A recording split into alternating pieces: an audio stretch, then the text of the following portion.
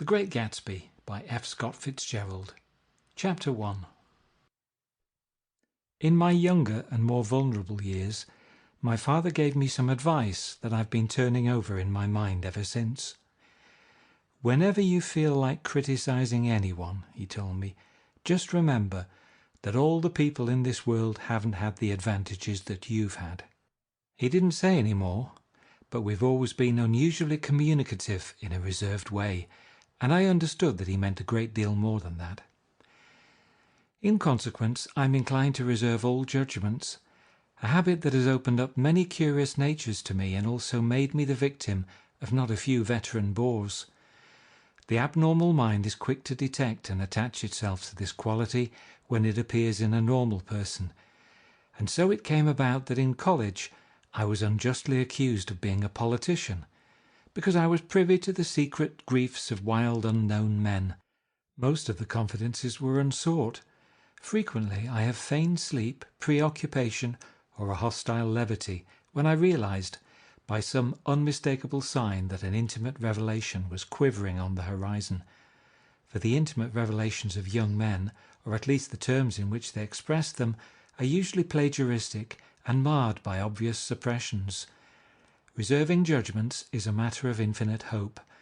I am still a little afraid of missing something if I forget that, as my father snobbishly suggested, and I snobbishly repeat, a sense of the fundamental decencies is parcelled out unequally at birth.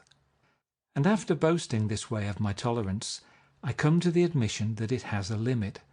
Conduct may be founded on the hard rock or the wet marshes, but after a certain point I don't care what it's founded on. When I came back from the East last autumn, I felt that I wanted the world to be in uniform and at a sort of moral attention forever. I wanted no more riotous excursions with privileged glimpses into the human heart. Only Gatsby, the man who gives his name to this book, was exempt from my reaction. Gatsby, who represented everything for which I have an unaffected scorn.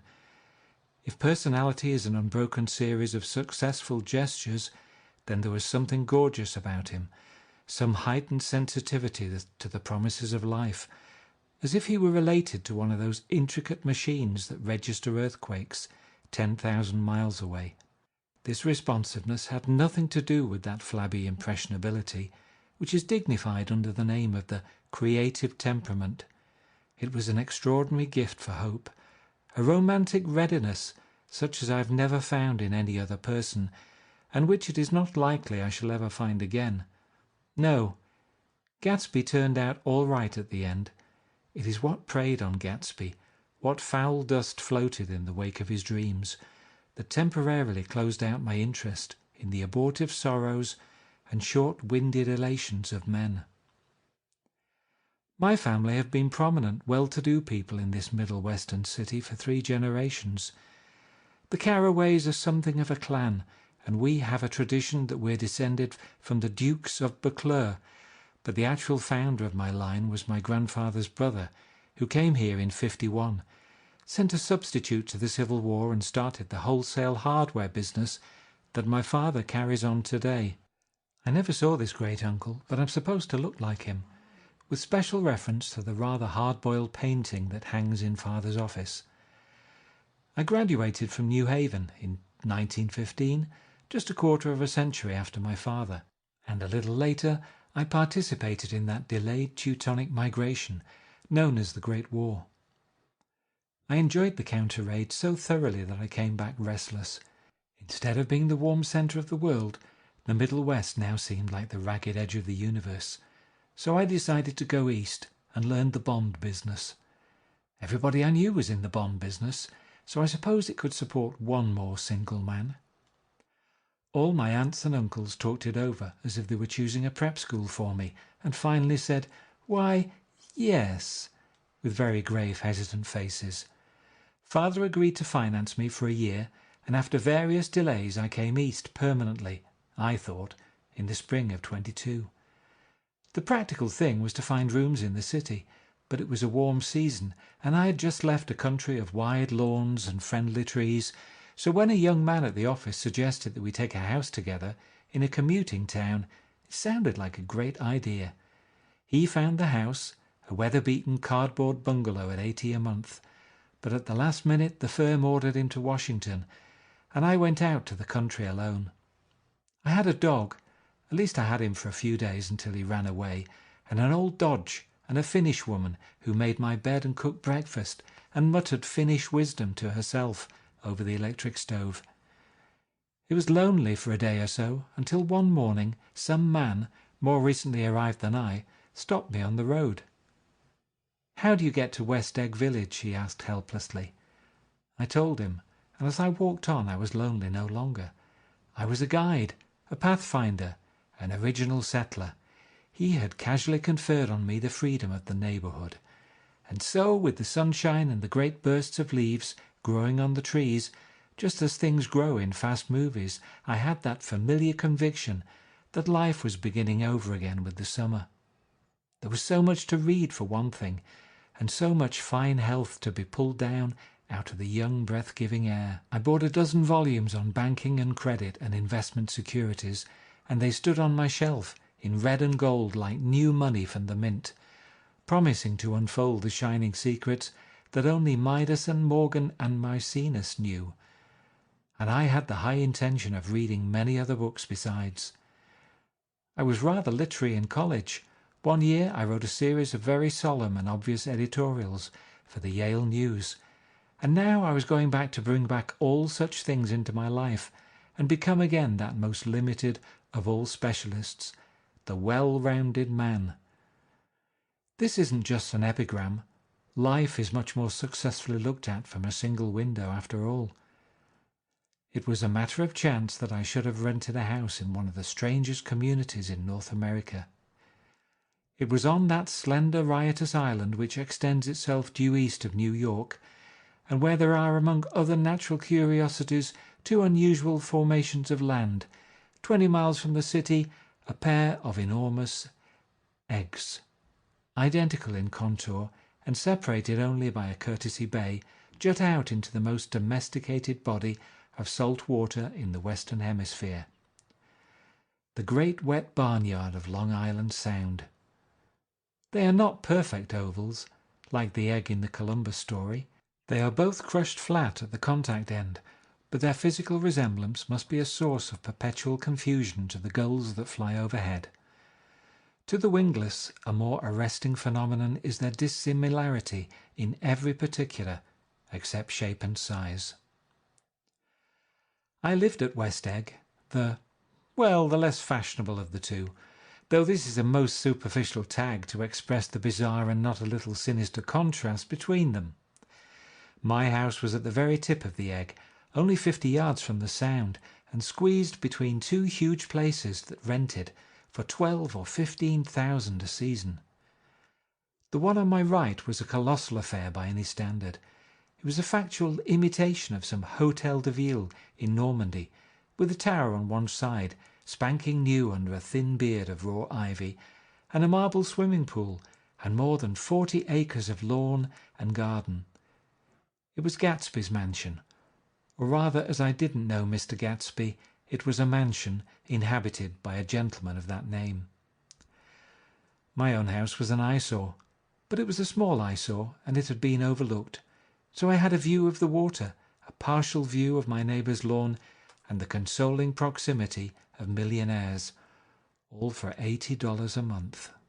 Across the courtesy bay, the white palaces of fashionable East Egg glittered along the water, and the history of the summer really begins on the evening I drove over there to have dinner with the Tom Buchanans. Daisy was my second cousin once removed, and I'd known Tom in college, and just after the war I spent 2 days with them in Chicago. Her husband, among various physical accomplishments, had been one of the most powerful ends that ever played football at New Haven, a national figure in a way, one of those men who reach such an acute, limited excellence at 21 that everything after savours of anticlimax. His family were enormously wealthy. Even in college his freedom with money was a matter for reproach, but now he'd left Chicago and come east in a fashion that rather took your breath away. For instance, he'd brought down a string of polo ponies from Lake Forest.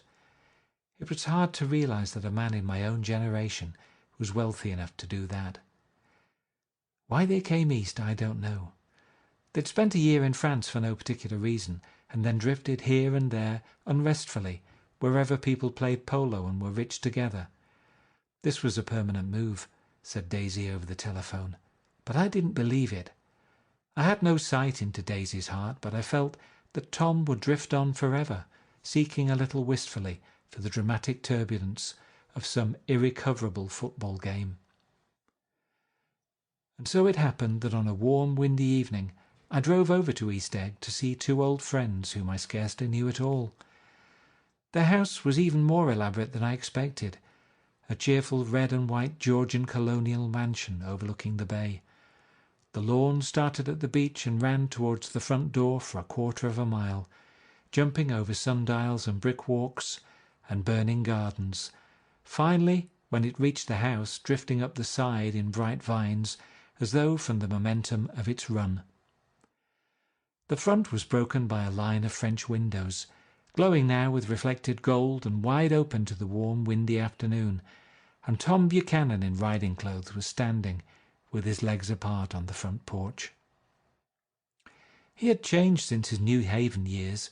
Now he was a sturdy, straw-haired man of 30, with a rather hard mouth and a supercilious manner. Two shining, arrogant eyes had established dominance over his face and gave him the appearance of always leaning aggressively forward. Not even the effeminate swank of his riding clothes could hide the enormous power of that body. He seemed to fill those glistening boots until he strained the top lacing, and you could see a great pack of muscle shifting when his shoulder moved under his thin coat. It was a body capable of enormous leverage, a cruel body. His speaking voice, a gruff, husky tenor, added to the impression of fractiousness he conveyed. There was a touch of paternal contempt in it, even toward people he liked, and there were men at New Haven who had hated his guts. Now, don't think my opinion on these matters is final, he seemed to say, just because I'm stronger and more of a man than you are. We were in the same senior society, and while we were never intimate, I always had the impression that he approved of me and wanted me to like him with some harsh, defiant wistfulness of his own. We talked for a few minutes on the sunny porch. "I've got a nice place here," he said, his eyes flashing about restlessly. Turning me around by one arm, he moved a broad flat hand along the front vista, including in its sweep a sunken Italian garden, a half-acre of deep pungent roses, and a snub-nosed motorboat that bumped the tide offshore. It belonged to Domain, the oil man. He turned me round again, politely and abruptly. "We'll go inside." We walked through a high hallway into a bright, rosy-coloured space, fragilely bound into the house by French windows at either end. The windows were ajar and gleaming white against the fresh grass outside that seemed to grow a little way into the house.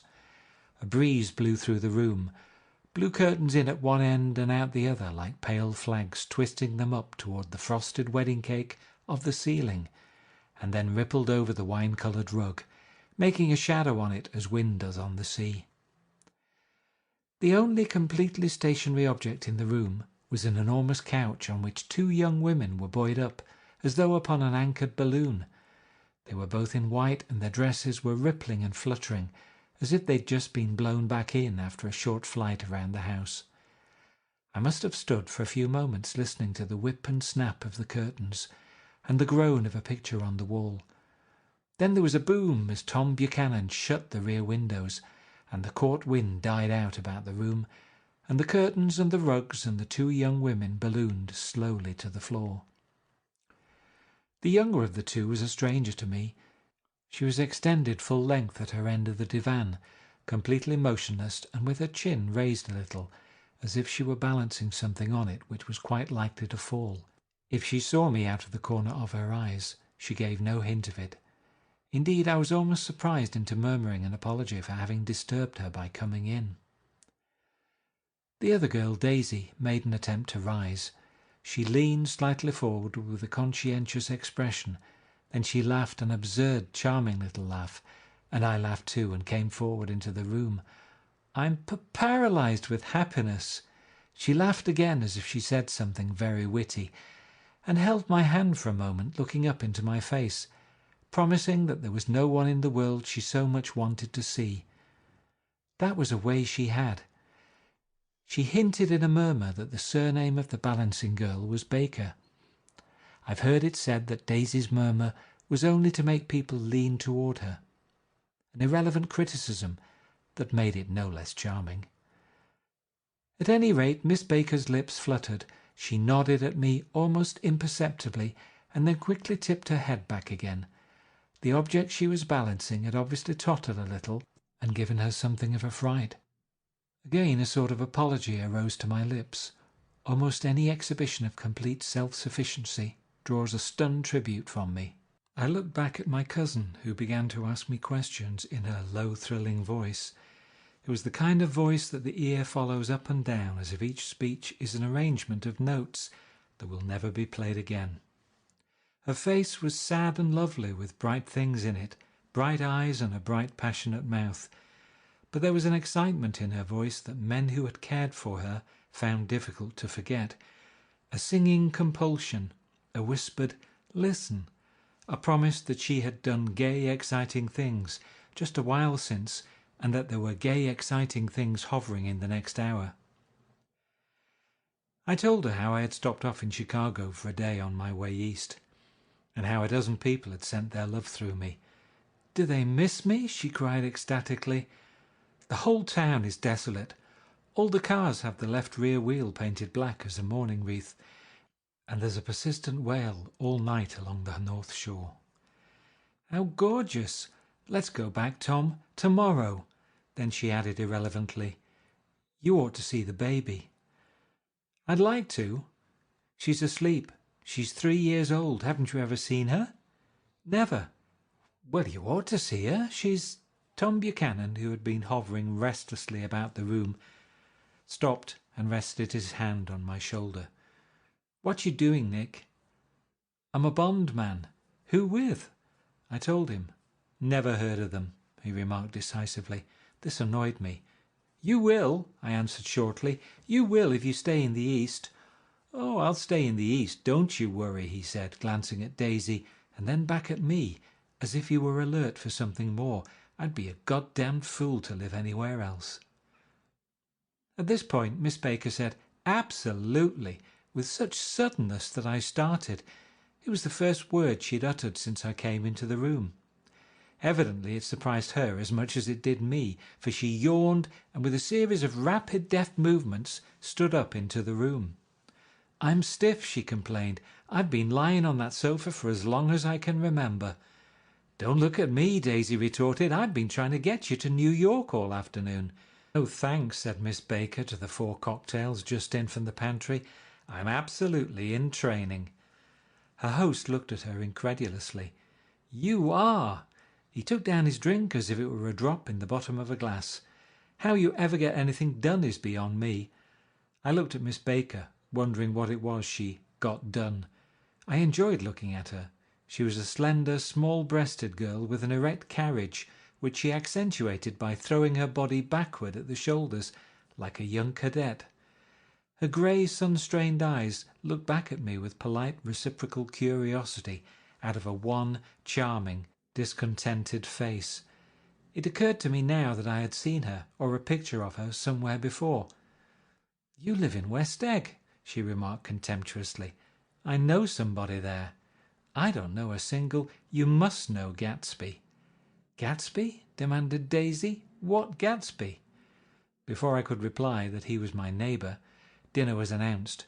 Wedging his tense arm imperatively under mine, Tom Buchanan compelled me from the room as though we were moving a checker to another square. Slenderly, languidly, their hands set lightly on their hips, the 2 young women preceded us out onto a rosy-coloured porch open towards the sunset, where 4 candles flickered on the table in the diminished wind. "Why candles?" objected Daisy, frowning. She snapped them out with her fingers. "In 2 weeks it'll be the longest day in the year." She looked at us all radiantly.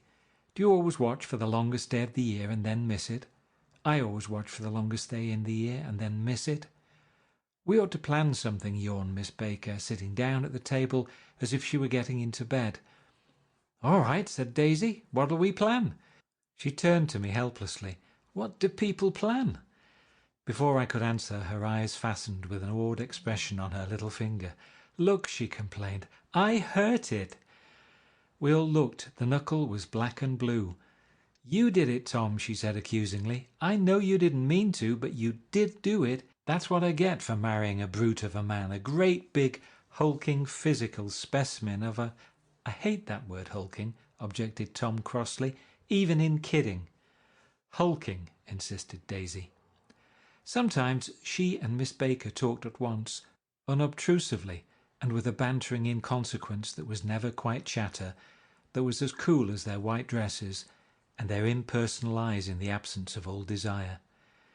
They were here, and they accepted Tom and me, making only a polite, pleasant effort to entertain or to be entertained. They knew that presently dinner would be over, and a little later the evening too would be over, and casually put away.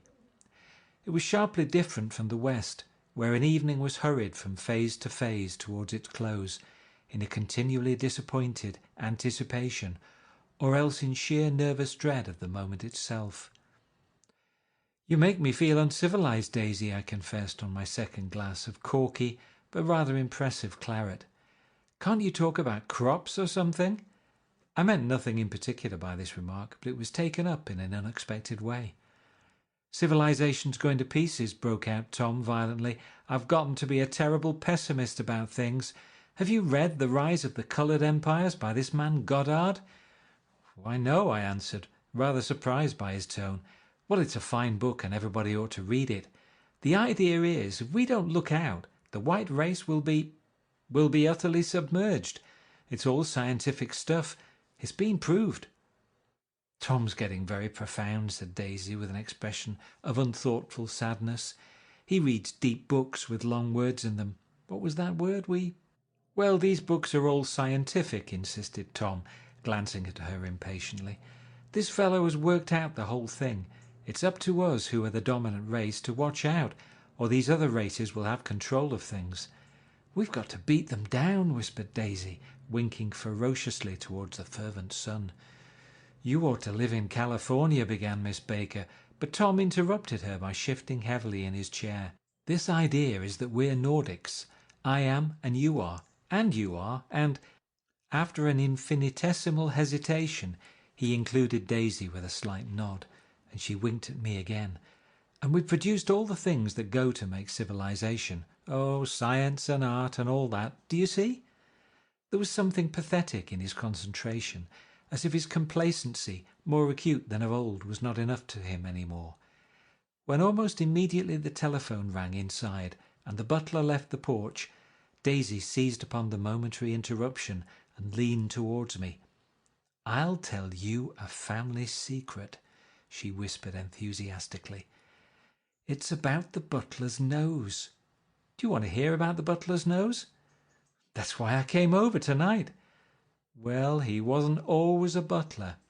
He used to be the silver polisher for some people in New York that had a silver service for 200 people. He had to polish it from morning till night, until finally it began to affect his nose." "Things went from bad to worse," suggested Miss Baker. "Yes, things went from bad to worse until finally he had to give up his position." For a moment the last sunshine fell with romantic affection upon her glowing face. Her voice compelled me forward breathlessly as I listened. Then the glow faded, each light deserting her with lingering regret, like children leaving a pleasant street at dusk. The butler came back and murmured something close to Tom's ear, whereupon Tom frowned, pushed back his chair, and without a word went inside. As if his absence quickened something within her, Daisy leaned forward again, her voice glowing and singing. "I love to see you at my table, Nick. You remind me of a rose, an absolute rose. Doesn't he?" She turned to Miss Baker for confirmation. "An absolute rose?" This was untrue. I am not even faintly like a rose.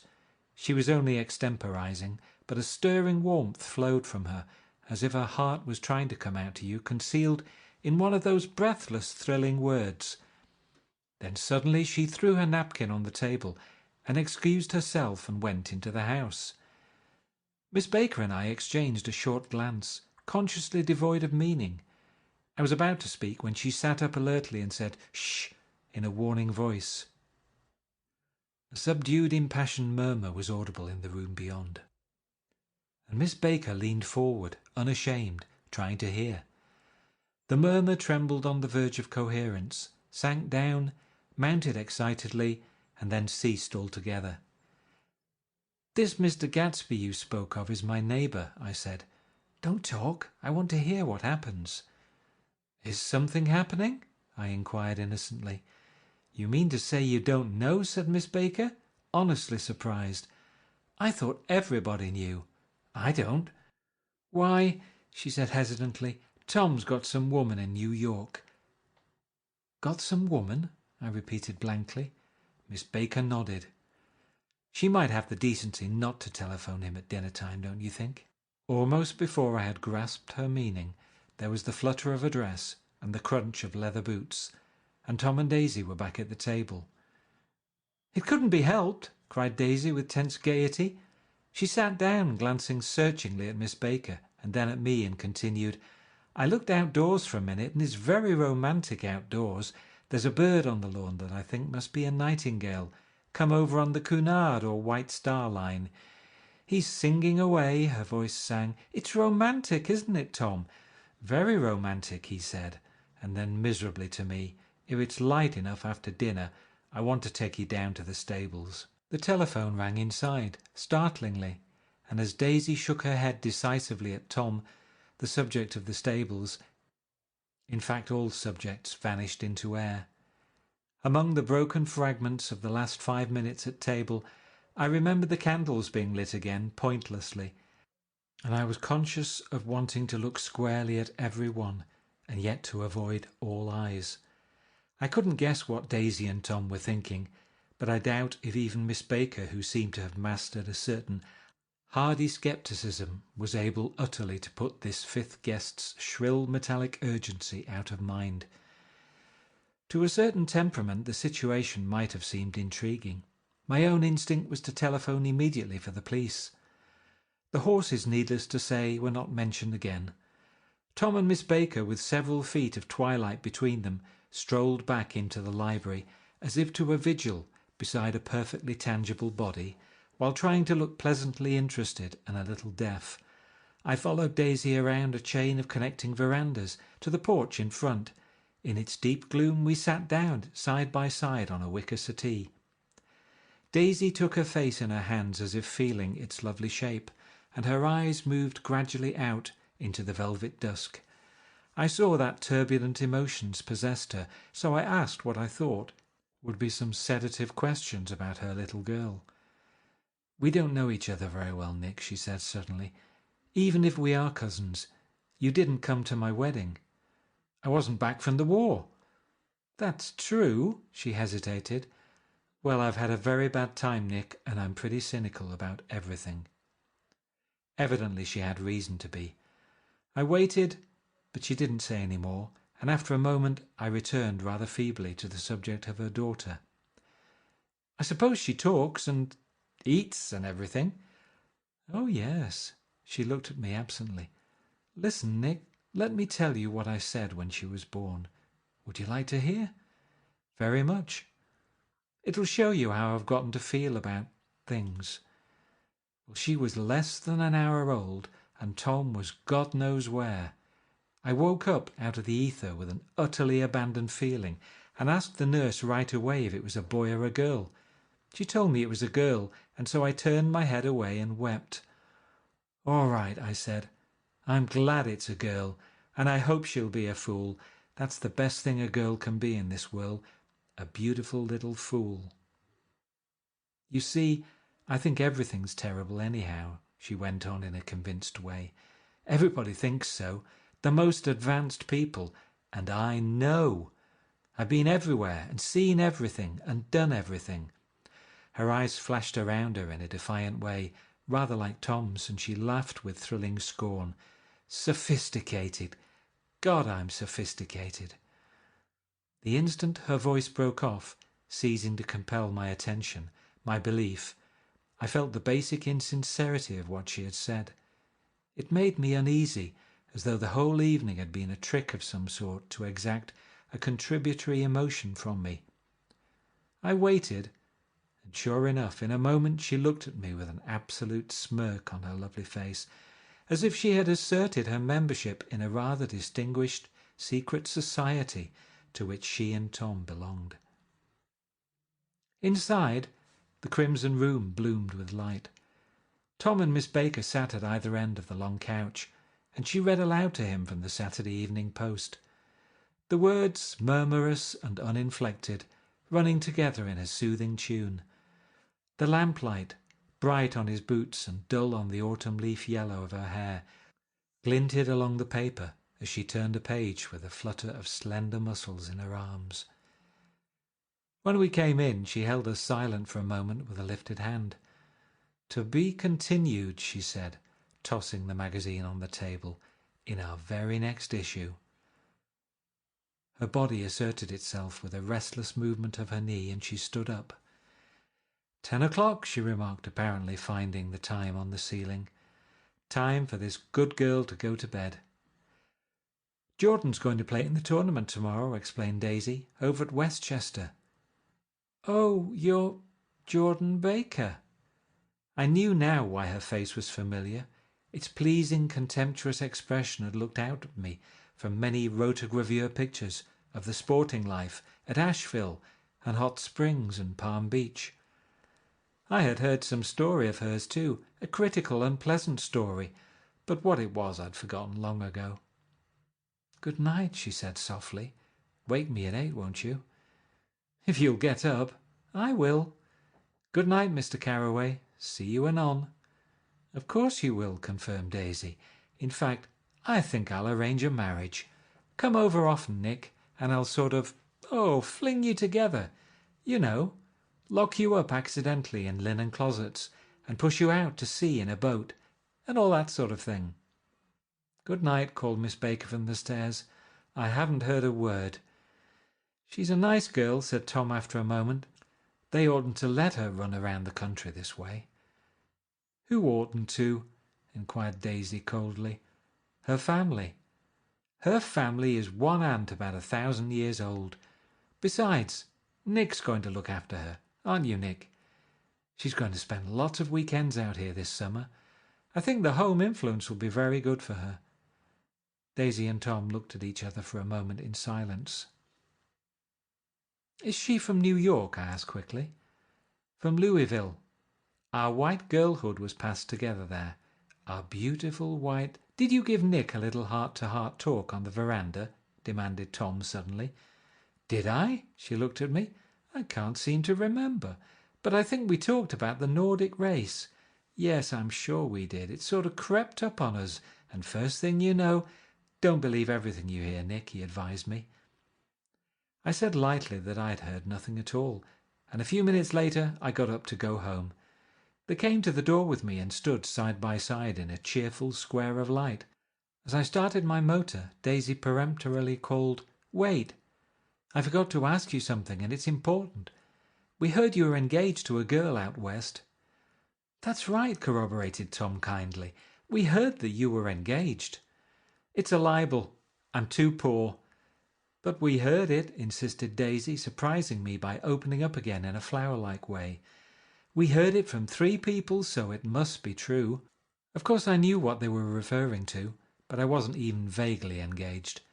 The fact that gossip had published the banns was one of the reasons I had come east. You can't stop going with an old friend on account of rumours, and on the other hand I had no intention of being rumoured into marriage. Their interest rather touched me and made them less remotely rich. Nevertheless, I was confused and a little disgusted as I drove away. It seemed to me that the thing for Daisy to do was to rush out of the house, child in arms, but apparently there were no such intentions in her head. As for Tom, the fact that he had some woman in New York was really less surprising than that he had been depressed by a book. Something was making him nibble at the edge of stale ideas, as if his sturdy physical egotism no longer nourished his peremptory heart. Already it was deep summer on roadhouse roofs and in front of wayside garages, when new red gas pumps set out in pools of light, and when I reached my estate at West Egg, I ran the car under its shed and sat for a while on an abandoned grass roller in the yard. The wind had blown off, leaving a loud, bright night with wings beating in the trees, and a persistent organ sound as the full bellows of the earth blew the frogs full of life. The silhouette of a moving cat wavered across the moonlight, and turning my head to watch it, I saw that I was not alone. 50 feet away, a figure had emerged from the shadow of my neighbour's mansion, and was standing with his hands in his pockets, regarding the silver pepper of the stars. Something in his leisurely movements and the secure position of his feet upon the lawn suggested that it was Mr. Gatsby himself, come out to determine what share was his of our local heavens. I decided to call to him. Miss Baker had mentioned him at dinner, and that would do for an introduction. But I didn't call to him, for he gave a sudden intimation that he was content to be alone. He stretched out his arms towards the dark water in a curious way, and far as I was from him, I could have sworn he was trembling. Involuntarily I glanced seaward, and distinguished nothing except a single green light, minute and far away, that might have been the end of a dock. When I looked once more for Gatsby, he had vanished, and I was alone again in the unquiet darkness. End of Chapter 1. Chapter 2 of The Great Gatsby. About halfway between West Egg and New York, the motor road hastily joins the railroad and runs beside it for a quarter of a mile, so as to shrink away from a certain desolate area of land. This is a valley of ashes, a fantastic farm where ashes grow like wheat into ridges and hills and grotesque gardens, where ashes take the forms of houses and chimneys and rising smoke, and finally, with a transcendent effort, of ash-grey men who move dimly and already crumbling through the powdery air. Occasionally a line of grey cars crawls along an invisible track, gives out a ghastly creak, and comes to rest, and immediately the ash-grey men swarm up with leaden spades and stir up an impenetrable cloud which screens their obscure operations from your sight. But above the grey land and the spasms of bleak dust which drift endlessly over it, you perceive, after a moment, the eyes of Dr. T.J. Eckelberg. The eyes of Dr. T.J. Eckelberg are blue and gigantic. Their retinas are 1 yard high. They look out of no face, but instead from a pair of enormous yellow spectacles which pass over a non-existent nose. Evidently some wild wag of an oculist set them there to fatten his practice in the borough of Queens, and then sank down himself into eternal blindness, or forgot them and moved away. But his eyes, dimmed a little by many paintless days under sun and rain, brood on over the solemn dumping ground. The Valley of Ashes is bounded on one side by a small foul river, and when the drawbridge is up to let barges through, the passengers on waiting trains can stare at the dismal scene for as long as half an hour. There is always a halt there of at least a minute, and it was because of this that I first met Tom Buchanan's mistress. The fact that he had one was insisted upon wherever he was known. His acquaintances resented the fact that he turned up in popular restaurants with her, and leaving her at a table, sauntered about, chatting with whomsoever he knew. Though I was curious to see her, I had no desire to meet her, but I did. I went up to New York with Tom on the train one afternoon, and when we stopped by the ash heaps, he jumped to his feet, and taking hold of my elbow literally forced me from the car. "We're getting off," he insisted. "I want you to meet my girl." I think he'd tanked up a good deal at luncheon, and his determination to have my company bordered on violence. The supercilious assumption was that on Sunday afternoon I had nothing better to do. I followed him over a low whitewashed railroad fence, and we walked back 100 yards along the road, under Dr. Eckelberg's persistent stare. The only building in sight was a small block of yellow brick sitting on the edge of the wasteland, a sort of compact main street ministering to it, and contiguous to absolutely nothing. One of the 3 shops it contained was for rent, and another was an all-night restaurant, approached by a trail of ashes. The third was a garage. Repairs, George B. Wilson, cars bought and sold, and I followed Tom inside. The interior was unprosperous and bare. The only car visible was the dust-covered wreck of a Ford, which crouched in a dim corner. It had occurred to me that this shadow of a garage must be a blind, and that sumptuous and romantic apartments were concealed overhead, when the proprietor himself appeared in the door of an office, wiping his hands on a piece of waste. He was a blond, spiritless man, anemic and faintly handsome. When he saw us, a damp gleam of hope sprang into his light blue eyes. "Hello, Wilson, old man," said Tom, slapping him jovially on the shoulder. "How's business?" "I can't complain," answered Wilson unconvincingly. "When are you going to sell me that car?" "Next week. I've got my man working on it now." "Works pretty slow, don't he?" "No, he doesn't," said Tom coldly. "And if you feel that way about it, maybe I'd better sell it somewhere else after all." "I don't mean that," explained Wilson quickly. "I just meant—" His voice faded off, and Tom glanced impatiently around the garage. Then I heard footsteps on the stairs, and in a moment the thickish figure of a woman blocked out the light from the office door. She was in the middle 30s and faintly stout, but she carried her surplus flesh sensuously, as some women can. Her face, above a spotted dress of dark blue crêpe de chine, contained no facet or gleam of beauty, but there was an immediately perceptible vitality about her, as if the nerves of her body were continually smouldering. She smiled slowly, and walking through her husband as if he were a ghost, shook hands with Tom, looking him flush in the eye. Then she wet her lips and, without turning around, spoke to her husband in a soft, coarse voice. "Get some chairs, why don't you, so somebody can sit down." "Oh, sure," agreed Wilson hurriedly, and went toward the little office, mingling immediately with the cement colour of the walls.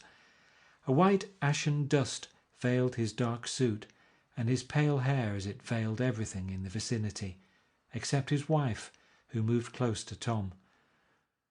"I want to see you," said Tom intently. "Get on the next train." "All right. I'll meet you by the newsstand on the lower level."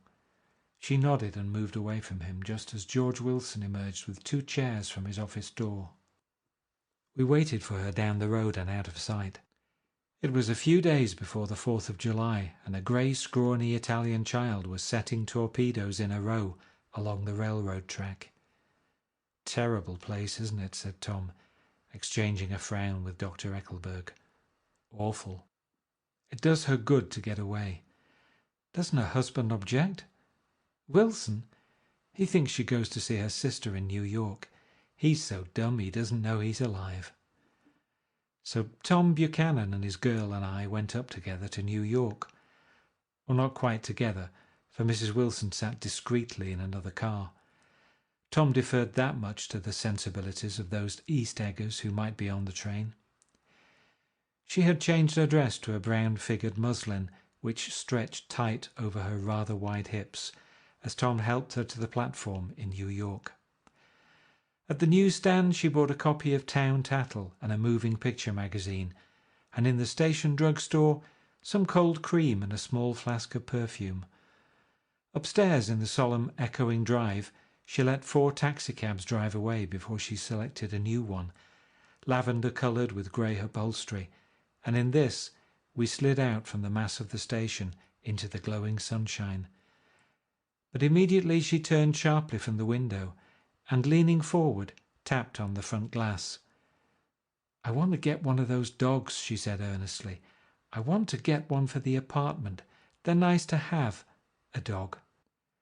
We backed up to a grey old man who bore an absurd resemblance to John D. Rockefeller. In a basket swung from his neck cowered a dozen very recent puppies of an indeterminate breed. "What kind are they?" asked Mrs. Wilson eagerly, as he came to the taxi window. "All kinds. What kind do you want, lady?" I'd like to get one of those police dogs. I don't suppose you got that kind." The man peered doubtfully into the basket, plunged in his hand and drew one up, wriggling by the back of the neck. "That's no police dog," said Tom. "No, it's not exactly a police dog," said the man with disappointment in his voice. "It's more of an Airedale." He passed his hand over the brown wash rag of a back. "Look at that coat, some coat. That's a dog that'll never bother you with catching cold." "I think it's cute," said Mrs. Wilson enthusiastically. "How much is it?" "That dog?" He looked at it admiringly. "That dog will cost you $10. The Airedale?" Undoubtedly there was an Airedale concerned in it somewhere, though its feet were startlingly white, changed hands, and settled down into Mrs. Wilson's lap, where she fondled the weatherproof coat with rapture. "Is it a boy or a girl?" she asked delicately. "That dog? That dog's a boy." "It's a bitch," said Tom decisively. "Here's your money. Go and buy 10 more dogs with it."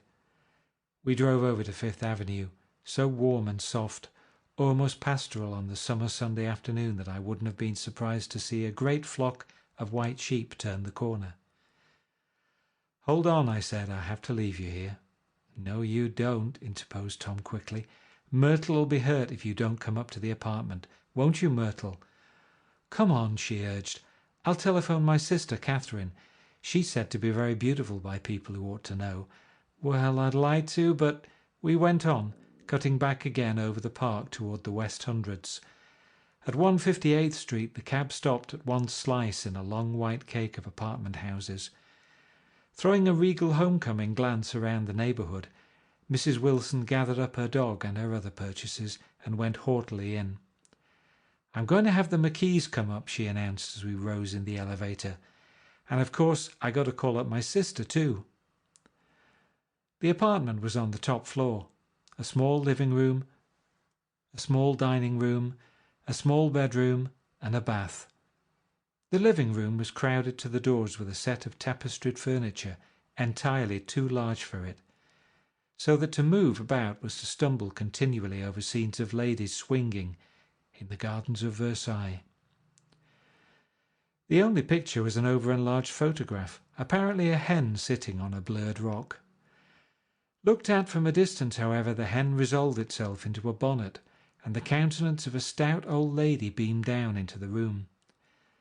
Several old copies of Town Tattle lay on the table, together with a copy of Simon called Peter, and some of the small scandal magazines of Broadway. Mrs. Wilson was first concerned with the dog. A reluctant elevator boy went for a box full of straw and some milk, to which he added on his own initiative a tin of large hard dog biscuits, one of which decomposed apathetically in the sauce of milk all afternoon. Meanwhile Tom brought out a bottle of whisky from a locked bureau door. "I have been drunk just twice in my life, and the second time was that afternoon, so everything that happened has a dim, hazy cast over it, although until after 8 o'clock the apartment was full of cheerful sun. Sitting on Tom's lap, Mrs. Wilson called up several people on the telephone. Then there were no cigarettes, and I went out to buy some at the drugstore on the corner. When I came back, they had disappeared, so I sat down discreetly in the living room and read a chapter of Simon Called Peter. Either it was terrible stuff, or the whisky distorted things, because it didn't make any sense to me. Just as Tom and Myrtle, after the first drink Mrs. Wilson and I called each other by our first names, reappeared, company commenced to arrive at the apartment door. The sister, Catherine, was a slender, worldly girl of about 30, with a solid, sticky bob of red hair and a complexion powdered milky white. Her eyebrows had been plucked and then drawn on again at a more rakish angle, but the efforts of nature towards the restoration of the old alignment gave a blurred air to her face. When she moved about, there was an incessant clicking as innumerable pottery bracelets jingled up and down upon her arms. She came in with such a proprietary haste and looked around so possessively at the furniture that I wondered if she lived here. But when I asked her, she laughed immoderately, repeated my question aloud and told me she lived with a girlfriend at a hotel. Mr. McKee was a pale, feminine man from the flat below. He had just shaved, for there was a white spot of lather on his cheekbone, and he was most respectful in his greeting to everyone in the room. He informed me that he was in the artistic game, and I gathered later that he was a photographer and had made the dim enlargement of Mrs. Wilson's mother, which hovered like an ectoplasm on the wall. His wife was shrill, languid, handsome, and horrible. She told me with pride that her husband had photographed her 127 times since they'd been married. Mrs. Wilson had changed her costume some time before, and was now attired in an elaborate afternoon dress of cream-coloured chiffon, which gave out a continual rustle as she swept about the room. With the influence of the dress, her personality had also undergone a change.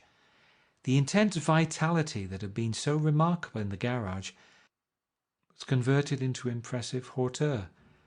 Her laughter, her gestures, her assertions became more violently affected moment by moment, and as she expanded, the room grew smaller around her until she seemed to be revolving on a noisy, creaking pivot through the smoky air. "My dear," she told her sister in a high, mincing shout, "most of these fellas will cheat you every time. All they think of is money.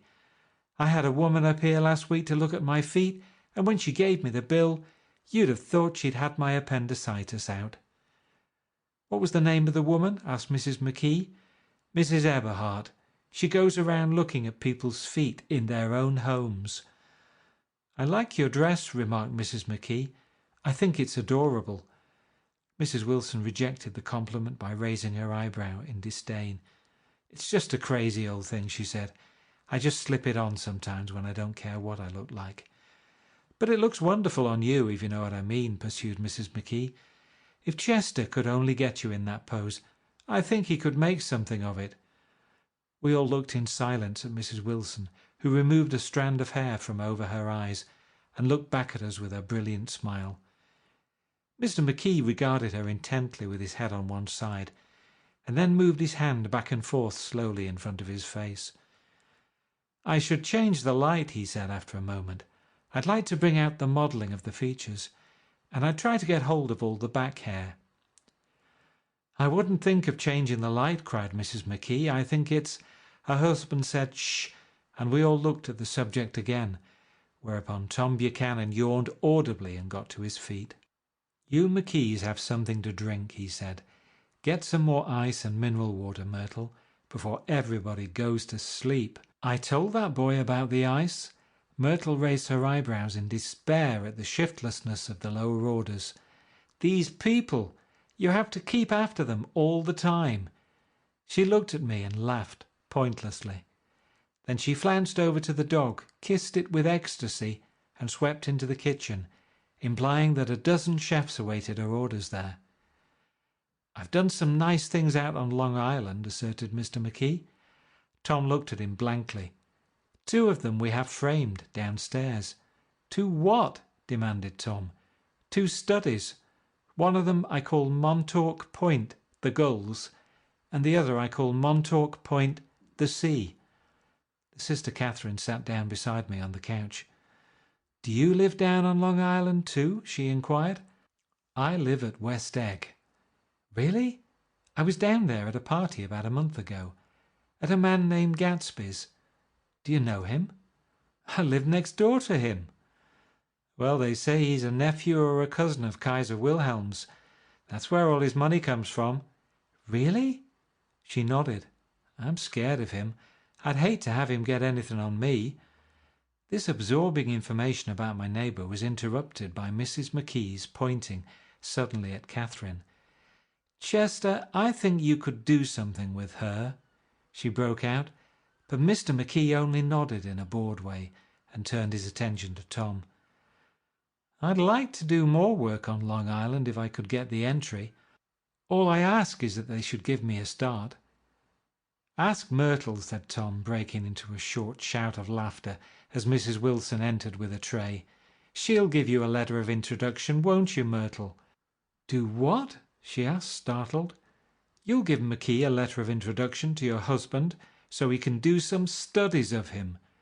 His lips moved silently for a moment as he invented George B. Wilson at the gasoline pump, or something like that. Catherine leaned close to me and whispered in my ear, "Neither of them can stand the person they're married to." "Can't they?" "Can't stand them." She looked at Myrtle and then at Tom.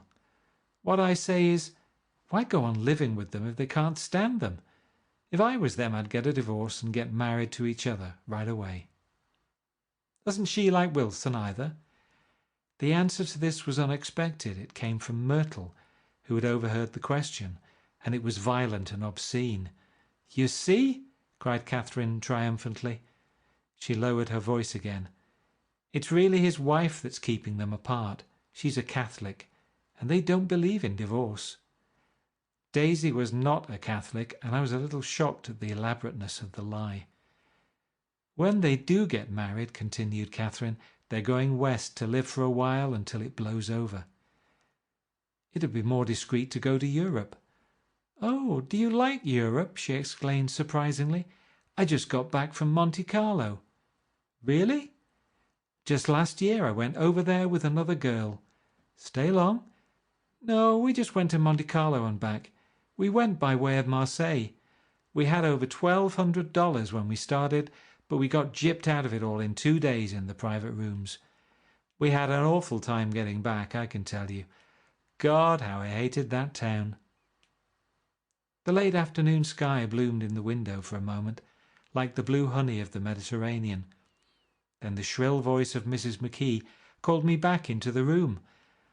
"I almost made a mistake too," she declared vigorously. "I almost married a little kike who's been after me for years. I knew he was below me. Everybody kept saying to me, 'Lucille, that man's way below you.' But if I hadn't met Chester, he'd have got me sure." "Yes, but listen," said Myrtle Wilson, nodding her head up and down. "At least you didn't marry him." "I know I didn't." "Well, I married him," said Myrtle ambiguously, "and that's the difference between your case and mine."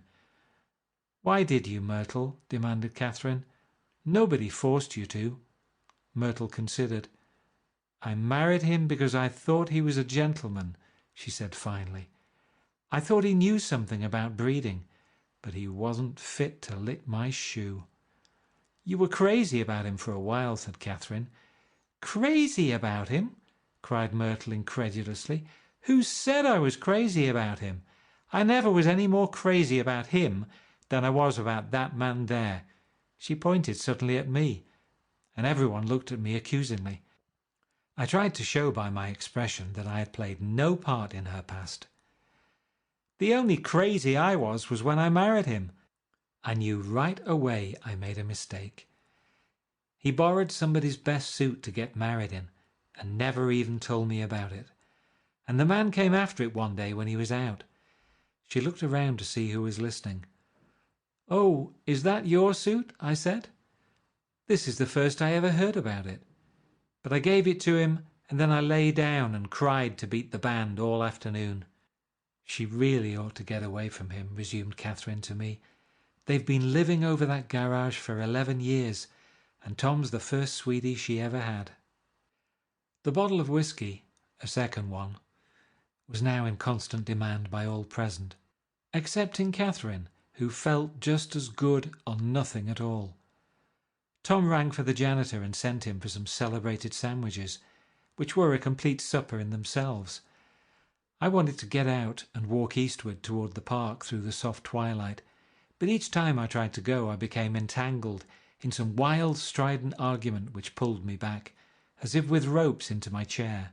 Yet high over the city our line of yellow windows must have contributed their share of human secrecy to the casual watcher in the darkening streets. And I was him too, looking up and wondering. I was within and without, simultaneously enchanted and repelled by the inexhaustible variety of life. Myrtle pulled her chair close to mine, and suddenly her warm breath poured over me the story of her first meeting with Tom. It was on the 2 little seats facing each other that are always the last ones left on the train. I was going up to New York to see my sister and spend the night. He had on a dress suit and patent leather shoes, and I couldn't keep my eyes off him. But every time he looked at me, I had to pretend to be looking at the advertisement over his head. When we came into the station, he was next to me, and his white shirt front pressed against my arm, and so I told him I'd have to call policemen. But he knew I lied.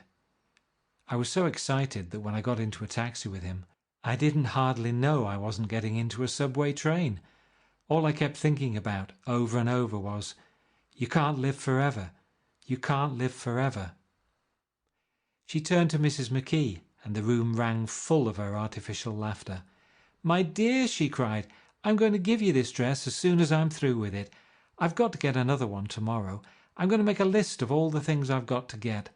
A massage and a wave and a collar for the dog, and one of those cute little ashtrays where you touch a spring, and a wreath with a black silk bow for Mother's grave that'll last all summer.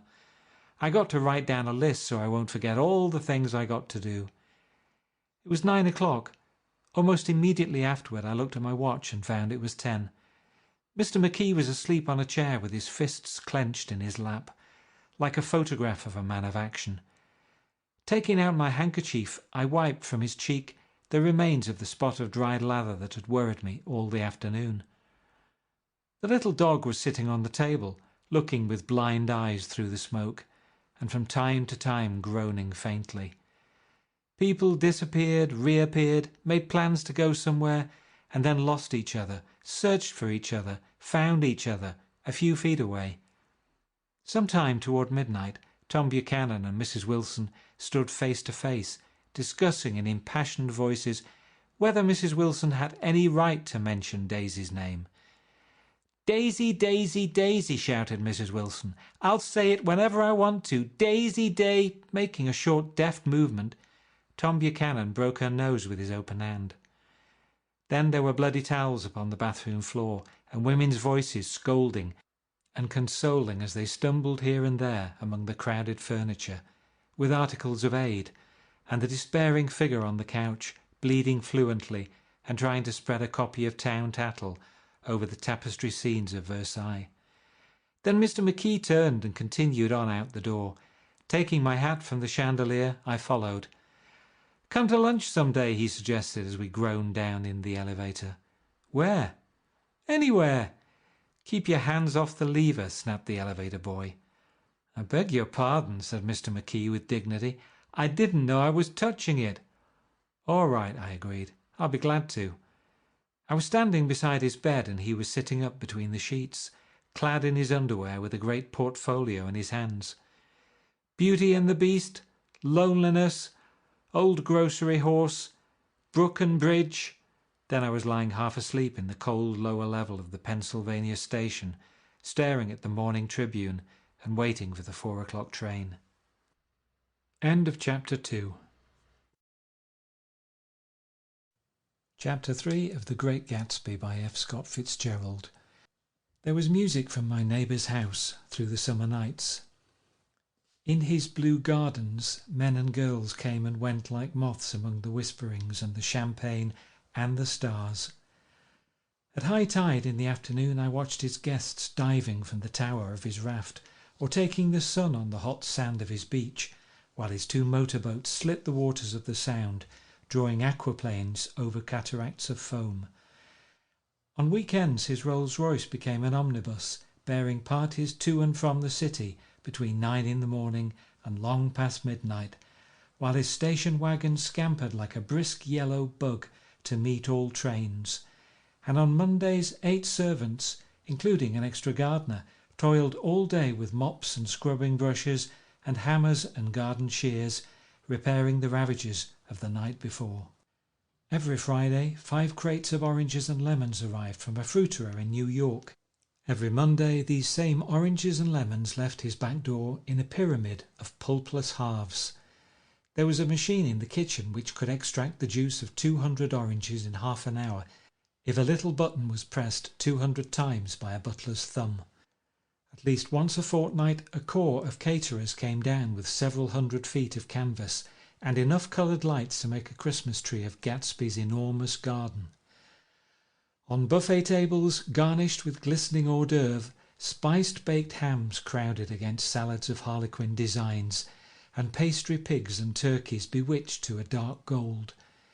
In the main hall a bar with a real brass rail was set up, and stocked with gins and liquors and with cordials so long forgotten that most of his female guests were too young to know one from another. By 7 o'clock the orchestra has arrived. No thin 5-piece affair, but a whole pitful of oboes and trombones and saxophones and viols and cornets and piccolos and low and high drums. The last swimmers have come in from the beach now and are dressing upstairs. The cars from New York are parked 5 deep in the drive, and already the halls and salons and verandas are gaudy with primary colours, and hair shorn in strange new ways, and shawls beyond the dreams of Castile. The bar is in full swing, and floating rounds of cocktails permeate the garden outside, until the air is alive with chatter and laughter, and casual innuendo, and introductions forgotten on the spot, and enthusiastic meetings between women who never knew each other's names. The lights grow brighter as the earth lurches away from the sun, and now the orchestra is playing yellow cocktail music, and the opera of voices pitches a key higher. Laughter is easier minute by minute, spilled with prodigality, tipped out at a cheerful word.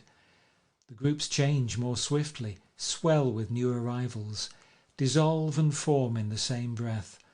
Already there are wanderers, confident girls who weave here and there among the stouter and more stable, become for a sharp, joyous moment the centre of a group, and then, excited with triumph, glide on through the sea change of faces and voices and colour, under the constantly changing light. Suddenly one of these gypsies in trembling opal seizes a cocktail out of the air, dumps it down for courage, and moving her hands like Frisco, dances out alone on the canvas platform.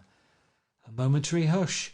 The orchestra leader varies his rhythm obligingly for her, and there is a burst of chatter as the erroneous news goes around that she is Gilda Gray's understudy from the Follies. The party has begun. I believe that on the first night I went to Gatsby's house I was one of the few guests who had actually been invited. People were not invited, they went there. They got into automobiles which bore them out to Long Island, and somehow they ended up at Gatsby's door. Once there they were introduced by somebody who knew Gatsby, and after that they conducted themselves according to the rules of behaviour associated with amusement parks. Sometimes they came and went without having met Gatsby at all, came for the party with a simplicity of heart that was its own ticket of admission. I had been actually invited. A chauffeur in a uniform of robin's egg blue crossed my lawn early that Saturday morning with a surprisingly formal note from his employer. The honour would be entirely Gatsby's, it said, if I would attend his little party that night. He had seen me several times and had intended to call on me long before, but a peculiar combination of circumstances had prevented it. Signed Jay Gatsby in a majestic hand. Dressed up in white flannels, I went over to his lawn a little after 7 and wandered around rather ill at ease among swirls and eddies of people I didn't know, though here and there was a face I had noticed on the commuting train. I was immediately struck by the number of young Englishmen dotted about, all well dressed, all looking a little hungry, and all talking in low, earnest voices to solid and prosperous Americans. I was sure that they were selling something, bonds or insurance or automobiles. They were at least agonizingly aware of the easy money in the vicinity and convinced that it was theirs for a few words in the right key. As soon as I arrived, I made an attempt to find my host, but the 2 or 3 people of whom I asked his whereabouts stared at me in such an amazed way and denied so vehemently any knowledge of his movements that I slunk off in the direction of the cocktail table, the only place in the garden where a single man could linger without looking purposeless and alone. I was on my way to get roaring drunk from sheer embarrassment when Jordan Baker came out of the house and stood at the head of the marble steps, leaning a little backward and looking with contemptuous interest down into the garden. Welcome or not, I found it necessary to attach myself to someone before I should begin to address cordial remarks to the passers-by. "Hello!" I roared, advancing towards her. My voice seemed unnaturally loud across the garden. "I thought you might be here," she responded absently as I came up. "I remembered you lived next door to—" She held my hand impersonally as a promise that she'd take care of me in a minute, and gave ear to two girls in twin yellow dresses who stopped at the foot of the steps. "Hello!" they cried together. "Sorry you didn't win." That was for the golf tournament. She had lost in the finals the week before. "You don't know who we are," said one of the girls in yellow, "but we met you here about a month ago." "You've dyed your hair since then," remarked Jordan, and I started, but the girls had moved casually on, and her remark was addressed to the premature moon, produced like the supper, no doubt, out of a caterer's basket. With Jordan's slender golden arm resting in mine, we descended the steps and sauntered about the garden. A tray of cocktails floated at us through the twilight, and we sat down at a table with the two girls in yellow and three men, each one introduced to us as Mr. Mumble. "Do you come to these parties often?" inquired Jordan of the girl beside her. "The last one was the one I met you at," answered the girl in an alert, confident voice. She turned to her companion. "Wasn't it for you, Lucille?" It was for Lucille too. "I like to come," Lucille said. "I never care what I do, so I always have a good time. When I was here last, I tore my gown on a chair, and he asked me my name and address. Inside of a week, I got a package from Crollier's with a new evening gown in it." "Did you keep it?" asked Jordan. "Sure I did. I was going to wear it tonight, but it was too big in the bust and had to be altered. It was gas blue with lavender beads. $265. "There's something funny about a fellow that'll do a thing like that," said the other girl eagerly. "He doesn't want any trouble with anybody." "Who doesn't?" I inquired. "Gatsby. Somebody told me—" The two girls and Jordan leaned together confidentially. "Somebody told me they thought he killed a man once." A thrill passed over all of us. The three Mr. Mumbles bent forward and listened eagerly. "I don't think it's so much that," argued Lucille sceptically. "It's more that he was a German spy during the war." One of the men nodded in confirmation. "I heard that from a man who knew all about him. Grew up with him in Germany," he assured us positively. "Oh no," said the first girl. "It couldn't be that, because he was in the American army during the war." As our credulity switched back to her, she leaned forward with enthusiasm. "You look at him sometimes when he thinks nobody's looking at him. I'll bet he killed a man." She narrowed her eyes and shivered. Lucille shivered. We all turned and looked around for Gatsby. It was testimony to the romantic speculation he inspired that there were whispers about him from those who had found little that it was necessary to whisper about in this world. The first supper, there would be another one after midnight, was now being served, and Jordan invited me to join her own party, who was spread around a table on the other side of the garden. There were three married couples and Jordan's escort, a persistent undergraduate given to violent innuendo, and obviously under the impression that sooner or later Jordan was going to yield him up her person to a greater or lesser degree. Instead of rambling, this party had preserved a dignified homogeneity and assumed to itself the function of representing the staid nobility of the countryside, East Egg condescending to West Egg and carefully on guard against its spectroscopic gaiety. "Let's get out," whispered Jordan after a somehow wonderful and inappropriate half hour. "This is much too polite for me." We got up and she explained that we were going to find the host. I had never met him, she said, and it was making me uneasy. The undergraduate nodded in a cynical, melancholy way. The bar where we glanced first was crowded, but Gatsby was not there. She couldn't find him from the top of the steps, and he wasn't on the veranda. On a chance we tried an important-looking door and walked into a high Gothic library, panelled with carved English oak, and probably transported complete from some ruin overseas. A stout middle-aged man with enormous owl-eyed spectacles was sitting somewhat drunk on the edge of a great table, staring with unsteady concentration at the shelves of books. As we entered, he wheeled excitedly around and examined Jordan from head to foot. "What do you think?" he demanded impetuously. "About what?" He waved his hand towards the bookshelves. "About that. As a matter of fact, you needn't bother to ascertain. I ascertained. They're real. The books," he nodded, "absolutely real. Have pages and everything. I thought they'd be a nice durable cardboard. Matter of fact, they're absolutely real. Pages and... Here, let me show you." Taking our scepticism for granted, he rushed to the bookcases and returned with volume 1 of the Stoddard Lectures. "See?" he cried triumphantly. "It's a bona fide piece of printed matter. It fooled me. This fella's a regular Belasco. It's a triumph. What thoroughness! What realism! Knew when to stop too. Didn't cut the pages. But what do you want? What do you expect?" He snatched the book from me and replaced it hastily on its shelf, muttering that if one brick was removed, the whole library was liable to collapse. "Who brought you?" he demanded. "Or did you just come?" "I was brought." "Most people were brought." Jordan looked at him alertly, cheerfully, without answering. "I was brought by a woman named Roosevelt," he continued. "Mrs. Claude Roosevelt. Do you know her?" "I met her somewhere last night. I've been drunk for about a week now, and I thought it might sober me up to sit in a library." "Has it?" "A little bit, I think. I can't tell yet. I've only been here an hour. Did I tell you about the books? They're real. You told us." We shook hands with him gravely and went back outdoors.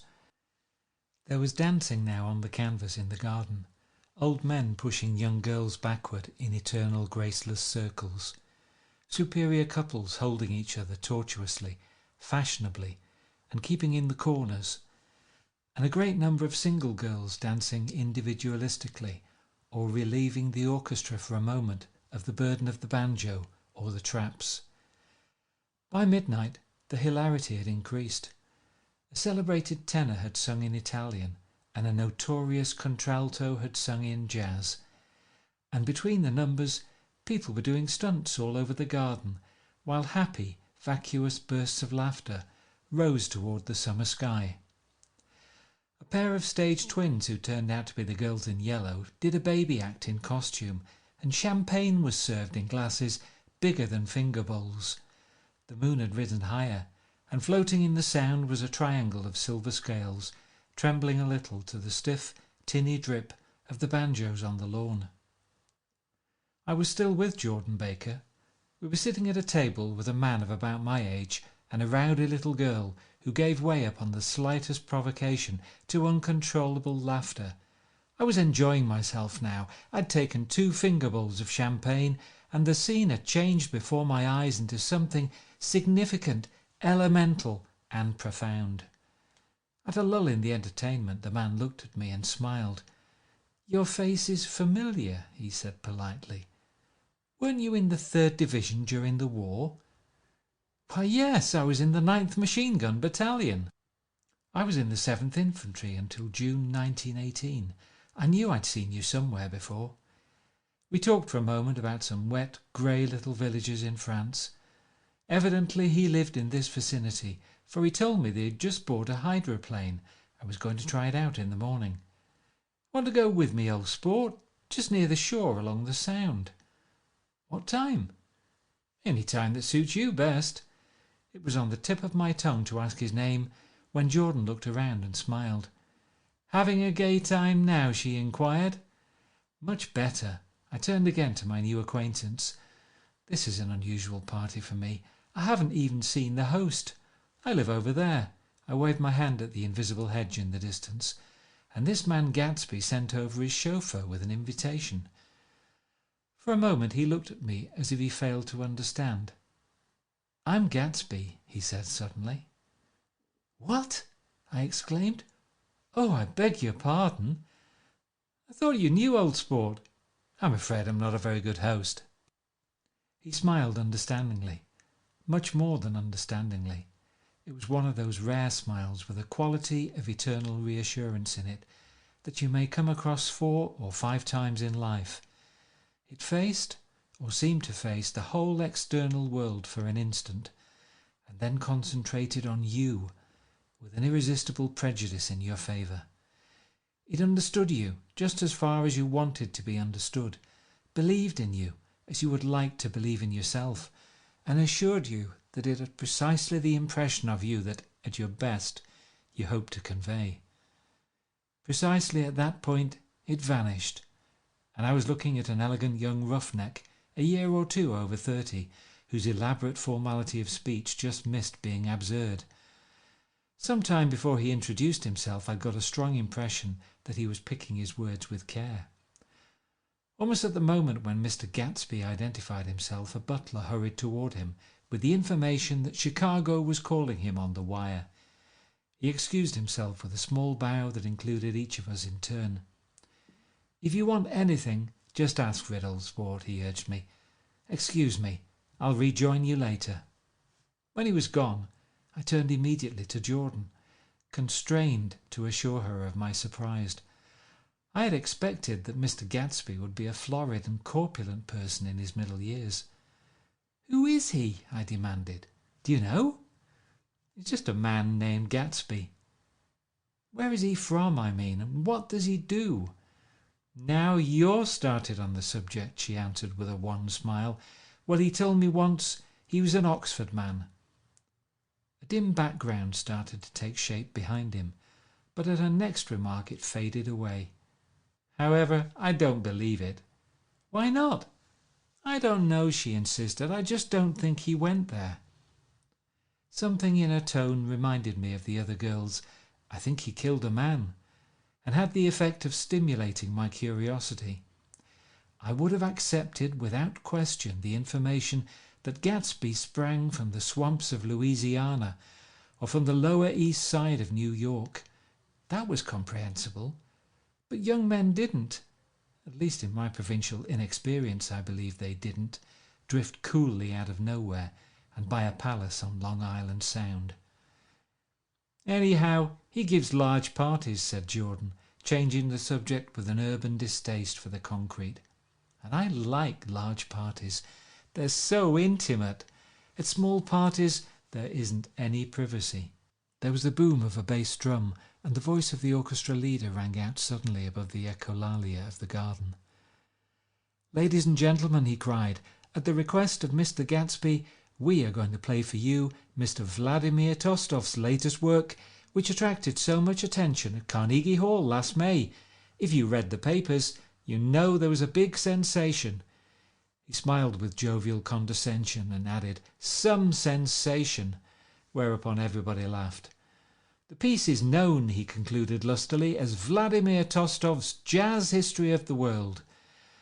The nature of Mr. Tostov's composition eluded me, because just as it began, my eyes fell on Gatsby, standing alone on the marble steps and looking from one group to another with approving eyes. His tanned skin was drawn attractively tight on his face, and his short hair looked as though it were trimmed every day. I could see nothing sinister about him. I wondered if the fact that he was not drinking helped to set him off from his guests, for it seemed to me that he grew more correct as the fraternal hilarity increased. When the Jazz History of the World was over, girls were putting their heads on men's shoulders in a puppyish convivial way. Girls were swooning backward playfully into men's arms, even into groups, knowing that someone would arrest their falls. But no one swooned backward on Gatsby, and no French bob touched Gatsby's shoulder, and no singing quartets were formed with Gatsby's head for one link. "I beg your pardon." Gatsby's butler was suddenly standing beside us. "Miss Baker," he inquired, "I beg your pardon, but Mr. Gatsby would like to speak to you alone." "With me?" she exclaimed in surprise. "Yes, madam." She got up slowly, raising her eyebrows at me in astonishment, and followed the butler towards the house.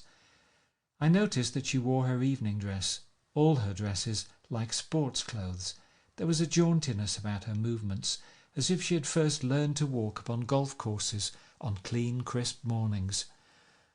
I was alone, and it was almost 2. For some time confused and intriguing sounds had issued from a long, many-windowed room which overhung the terrace. Eluding Jordan's undergraduate, who was now engaged in an obstetrical conversation with two chorus girls, and who implored me to join him, I went inside. The large room was full of people. One of the girls in yellow was playing the piano, and beside her stood a tall, red-haired young lady from a famous chorus, engaged in song. She had drunk a quantity of champagne, and during the course of her song she had decided ineptly that everything was very, very sad. She was not only singing, she was weeping too. Whenever there was a pause in the song, she filled it with gasping, broken sobs, and then took up the lyric again in a quavering soprano.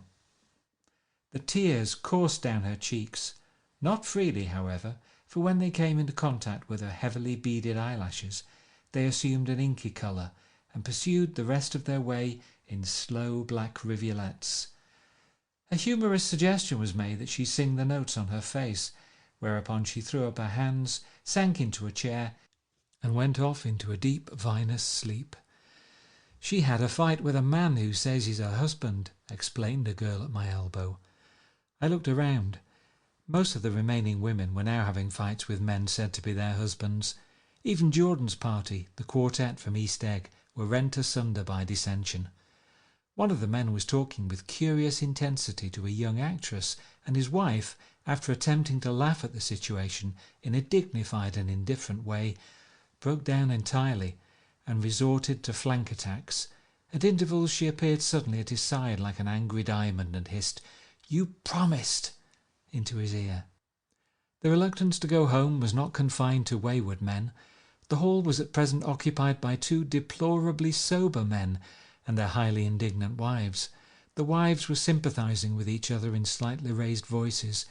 "Whenever he sees I'm having a good time, he wants to go home." "Never heard anything so selfish in my life. We're always the first ones to leave." "So are we." "Well, we're almost the last tonight," said one of the men sheepishly. "The orchestra left half an hour ago." In spite of this wives' agreement that such malevolence was beyond credibility, the dispute ended in a short struggle, and both wives were lifted, kicking, into the night. As I waited for my hat in the hall, the door of the library opened, and Jordan Baker and Gatsby came out together. He was saying some last word to her, but the eagerness in his manner tightened abruptly into formality as several people approached him to say goodbye. Jordan's party were calling impatiently to her from the porch, but she lingered for a moment to shake hands. "I've just heard the most amazing thing," she whispered. "How long were we in there?" "Why, about an hour. It was simply amazing," she repeated abstractedly, "but I swore I wouldn't tell it, and here I am tantalizing you." She yawned gracefully in my face. "Please come and see me. Phone book. Under the name of Mrs. Sigourney Howard, my aunt." She was hurrying off as she talked. Her brown hand waved a jaunty salute as she melted into her party at the door. Rather ashamed that on my first appearance I had stayed so late, I joined the last of Gatsby's guests, who were clustered around him. I wanted to explain that I'd hunted for him early in the evening, and to apologize for not having known him in the garden. "Don't mention it," he enjoined me eagerly. "Don't give it another thought, old sport." The familiar expression held no more familiarity than the hand which reassuringly brushed my shoulder. "And don't forget, we're going up in the hydroplane tomorrow morning at 9 o'clock. Then the butler behind his shoulder, "Philadelphia wants you on the phone, sir." "All right, in a minute. Tell them I'll be right there. Good night." "Good night." "Good night." He smiled, and suddenly there seemed to be a pleasant significance in having been among the last to go, as if he had desired it all the time. "Good night, old sport. Good night." But as I walked down the steps, I saw that the evening was not quite over. 50 feet from the door, a dozen headlights illuminated a bizarre and tumultuous scene. In the ditch beside the road, right side up, but violently shorn of one wheel, rested a new coupe which had left Gatsby's drive not 2 minutes before. The sharp jut of a wall accounted for the detachment of the wheel, which was now getting considerable attention from half a dozen curious chauffeurs. However, as they had left their cars blocking the road, A harsh, discordant din from those in the rear had been audible for some time, and added to the already violent confusion of the scene. A man in a long duster had dismounted from the wreck, and now stood in the middle of the road, looking from the car to the tyre, and from the tyre to the observers in a pleasant, puzzled way. "See," he explained, "it went in the ditch." The fact was infinitely astonishing to him, and I recognized first the unusual quality of wonder, and then the man. It was the late patron of Gatsby's library. "How did it happen?" He shrugged his shoulders. "I know nothing whatever about mechanics," he said decisively. "But how did it happen? Did you run into the wall?" "Don't ask me," said Owl Eyes, washing his hands of the whole matter. "I know very little about driving, next to nothing. It happened, and that's all I know." "Well, if you're a poor driver, you oughtn't to try driving at night." "But I wasn't even trying," he explained indignantly. "I wasn't even trying." An awed hush fell upon the bystanders. "Do you want to commit suicide? You're lucky it was just a wheel, a bad driver, and not even trying." "You don't understand," explained the criminal. "I wasn't driving. There's another man in the car." The shock that followed this declaration found voice in a sustained "Ah!" as the door of the coupe swung slowly open. The crowd, it was now a crowd, stepped back involuntarily, and when the door had opened wide, there was a ghostly pause. Then very gradually, part by part, a pale dangling individual stepped out of the wreck, pawing tentatively at the ground with a large uncertain dancing shoe. Blinded by the glare of the headlights and confused by the incessant groaning of the horns, the apparition stood swaying for a moment before he perceived the man in the duster. "What's matter?" he inquired calmly. "Did we run out of gas? Look." Half a dozen fingers pointed at the amputated wheel. He stared at it for a moment, and then looked upward as though he suspected that it had dropped from the sky. "It came off," someone explained. He nodded. "At first I didn't notice we stopped." A pause. Then, taking a long breath and straightening his shoulders, he remarked in a determined voice, "Wonder if tell me where there's a gasoline station." At least a dozen men, some of them a little better off than he was, explained to him that wheel and car were no longer joined by any physical bond. "Back out," he suggested after a moment. "Put her in reverse." "But the wheel's off." He hesitated. "No harm in trying," he said. The caterwauling horns had reached a crescendo, and I turned away and cut across the lawn toward home. I glanced back once.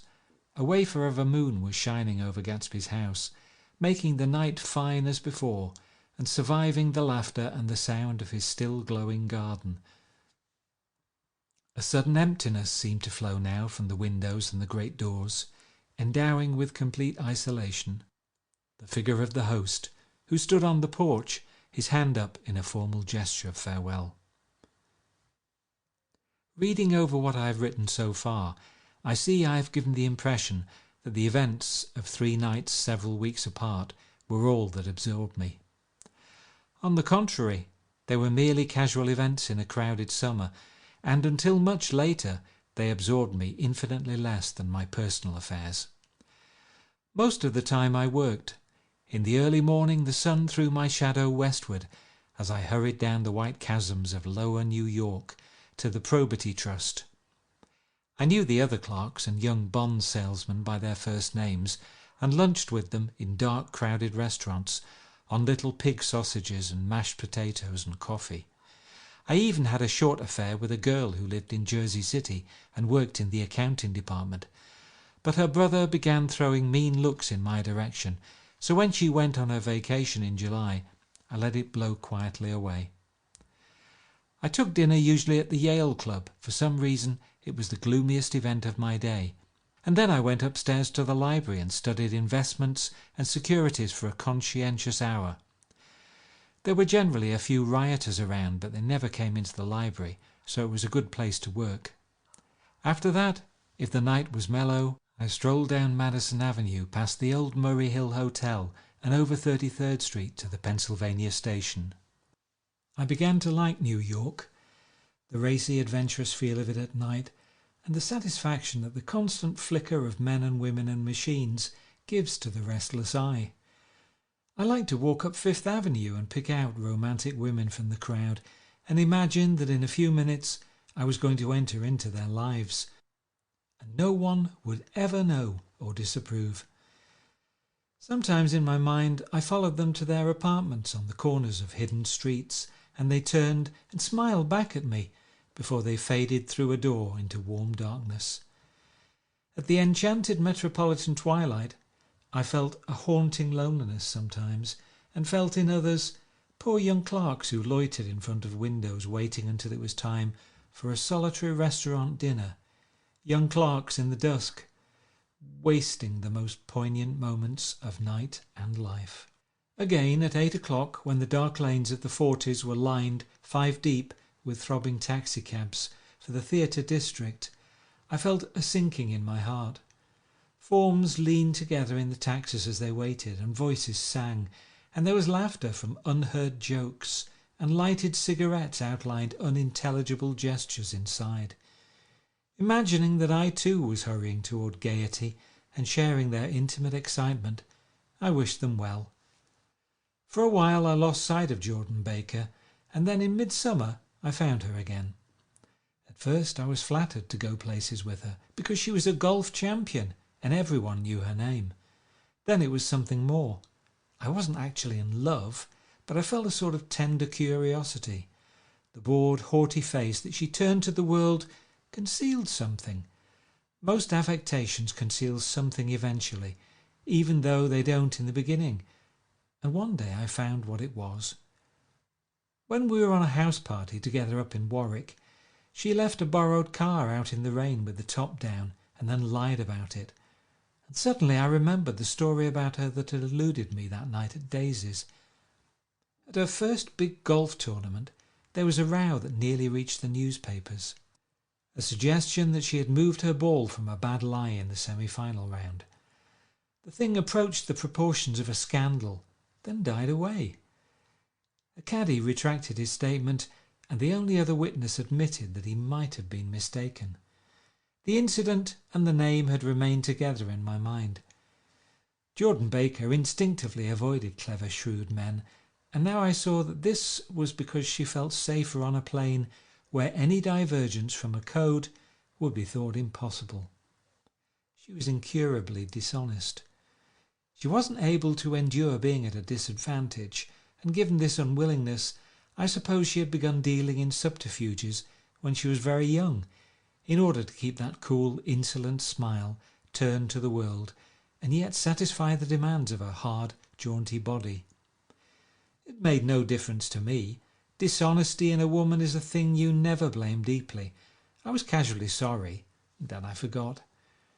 It was on that same house party that we had a curious conversation about driving a car. It started because she passed so close to some workman that our fender flicked a button on one man's coat. "You're a rotten driver," I protested. "Either you ought to be more careful or you oughtn't to drive at all." "I am careful." "No, you're not." "Well, other people are," she said lightly. "What's that got to do with it?" "They'll keep out of my way," she insisted. "It takes two to make an accident. Suppose you met somebody just as careless as yourself." "I hope I never will," she answered. "I hate careless people. That's why I like you." Her grey, sun-strained eyes stared straight ahead, but she had deliberately shifted our relations, and for a moment I thought I loved her. But I am slow thinking and full of interior rules that act as brakes on my desires, and I know that first I had to get myself definitely out of that tangle back home. I'd been writing letters once a week and signing them "Love, Nick," and all I could think of was how, when that certain girl played tennis, a faint moustache of perspiration appeared on her upper lip. Nevertheless, there was a vague understanding that had to be tactfully broken off before I was free. Everyone suspects himself of at least one of the cardinal virtues, and this is mine. I am one of the few honest people that I have ever known. End of chapter 3.